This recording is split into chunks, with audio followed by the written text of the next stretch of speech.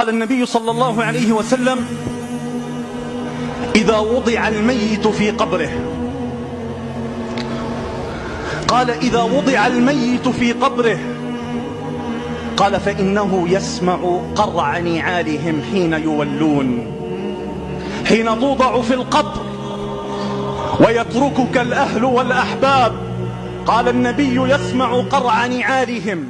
قال النبي: فإن كان مؤمنا، قال: فإن كان مؤمنا، قال: جاءت الصلاة عند رأسه، والصيام عن يمينه، والزكاة عن يساره، والخيرات عند رجليه، فتأتي ملائكة العذاب فتدفعها هذه الأعمال.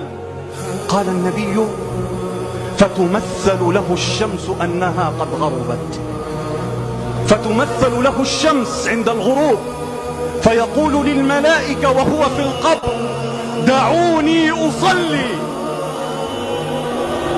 تعلق قلبه بالصلاة وهو في قبره، فيقولون لك ذلك، فيسألونه فيجيب، فيثبته الله، فيفتح له باب إلى الجنة، ويقال: هذا مقعدك في الجنة. ثم يفسح له في قبره وينور له في قبره.